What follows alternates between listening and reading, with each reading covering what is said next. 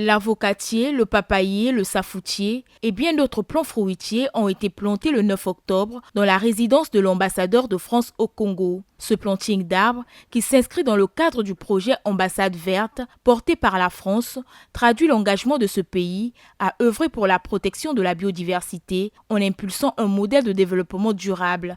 Mon ambition de postuler au projet Ambassade verte n'a pas commencé par un dossier formel ou une étude complexe.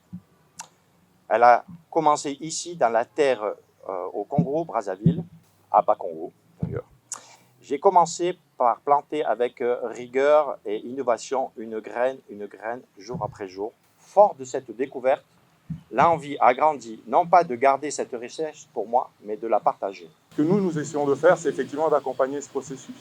C'est de faire en sorte que la conservation, la protection de l'environnement, qui est un enjeu mondial, soit appliqué là où nous sommes.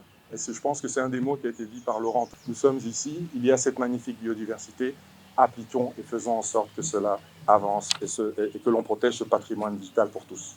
L'implication des jeunes à ce planting d'arbres, notamment ceux du groupe du Conseil consultatif de l'Union européenne, Toza Bilengue, et l'association Oumanon Prince, a été appréciée par l'ambassadrice de France au Congo.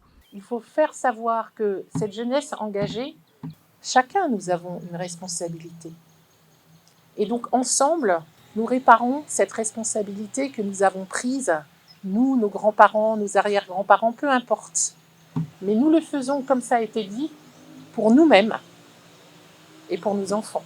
Ce planting d'arbres, qui s'inscrit dans la perspective de la semaine de la diplomatie verte, portée par l'Union européenne et l'ambassade de France, vise à promouvoir et renforcer le partenariat avec le Congo en matière de protection de l'environnement.